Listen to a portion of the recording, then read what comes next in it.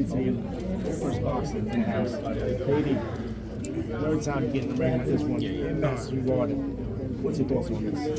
Yeah, I can't wait to step in there. I'm already 2-0 against it, like I said, and so I'm very, very confident I'll make it 3-0. I just can't wait to step in there. Another amazing event, another historic event. I was saying earlier on to the guys down there that I didn't think that anything could ever top MSG the first time, but here we are again, all female card. This is we are creating history once again, so I'm very grateful. My opinion is I think women should stay at the 2 minutes in boxing. I mean, this is sport. As a trainer, as a reporter, as a manager, this is a rough sport. We don't know. At the end, health is the most important thing in life. What are your thoughts on that? I think there's pros and cons to both, to be honest, but I think everyone keeps saying that with dreaming around you're going to get more knockouts, but that's not obvious.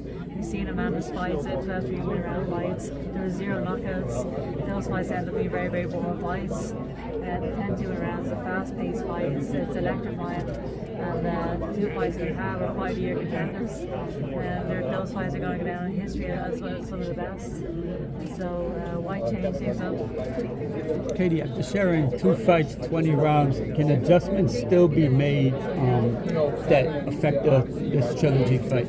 Definitely, I think I'm going to be making a few adjustments in all she is as well. I think the 2 fights are very, very different. The turf fight, we're probably going to see a different fight again. I certainly know that I need to make improvements. I don't think people have seen the best of me yet. And I'm just excited for everybody to see that I'm going to make the necessary improvements, the necessary adjustments for people to see the absolute best of me on July 11th. Amanda coming out with that headgear, with that face-off, she came out with the headgear. Did that bother you at all? What was your thoughts on that? That's just embarrassing. I'm not embarrassing. Katie, do you feel that Amanda is the toughest? Is she the toughest opponent you ever faced? Possibly. I mean, the 2 fights we had to show a lot of heart in that fight. We had to show a lot of passion. There's going to be tough moments in the fight. That's always the case in these top 50-50 fights. So, yeah, I mean, I'm prepared for whatever comes my way. And if you're victorious, will you go Alicia? Sorry. You had a chat with Becky Lynch, the WWE. You 2 are the 2 biggest names in Ireland. What does it feel like to be a pioneer for the women in Ireland to know that they can reach the heights WWE, boxing, the sports world in general? I think that's the best part.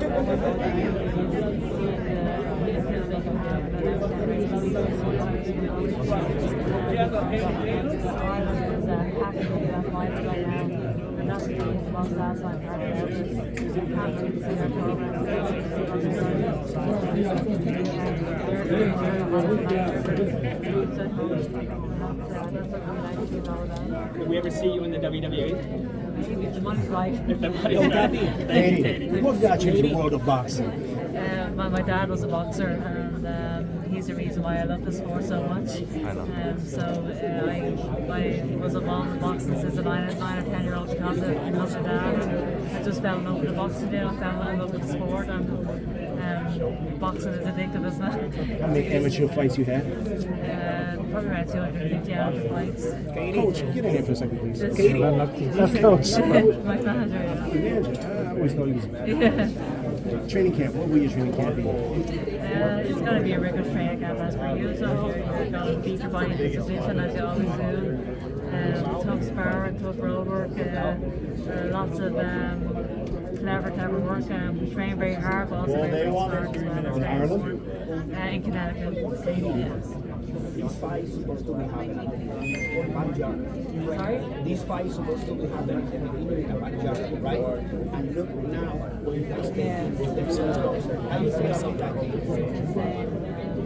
I don't think a few years ago we would have believed this was ever possible to be fighting in MSG again, headlining a huge show again, to be making this amount of money. This is insane. No, I don't think anybody could have ever dreamt of this. It's amazing. I'm so proud of you guys. Thank you so much. Thank you so much. Katie, Jay with Pro Boxing City Official. So we saw that Sandy was here in Sandy Ryan's corner during camp, and we saw that she's been training with you also. Are you bringing her into this camp? don't think I'll be bringing Sandy into this camp because I mean it's a few southpaws. But Sandy was she was a part of my camp for the Shabbat Karma trilogy, or the Shabbat Karma rematch, and she was a huge reason why I won that rematch. She was an amazing sparring for incredible work. But so we bring in other girls for the camp. A lot of so there was a lot of questions about Alicia Amanda possibly fighting after your fight. Have you ever given any thought when you draw to a fight with Alicia? Yeah, I'm open to fight anybody. Any big member say that I've ever applied to try. So we'll see what happens after July. It's hard to focus on other tournaments, and I have Amanda Serrano to focus on right now. So you can ask me that question after July. Absolutely. And how many fights do we have left? I'm definitely at the end of my career. We'll see. I feel great right now. I feel fresh. And I'm still loving my sport. That's very, very important. Still so passionate about it today. A couple last words for your fans worldwide and in Poland. A couple last words. Oh, one last words to my opponents. A couple last words. Oh, okay, sorry. Yeah, just thanks so much for the support. I can't wait to show up again July 11th. We're going to be between 0 and July 11th, and people are going to see the best of me. Thank you. Katie, do you feel that you need a knockout against Amanda Serrano to convince her and convince the fans that it wasn't close, that the 3 fights weren't like that? I don't feel like I need a knockout. I just need my hand to be raised at the end of the fight. I don't care what she thinks about the fights or what anybody else thinks about the fights. I am 2-0 against her, and so that's that. That's it, Katie. We wish you the best of luck. Thank you so much. Thank you. Come this way.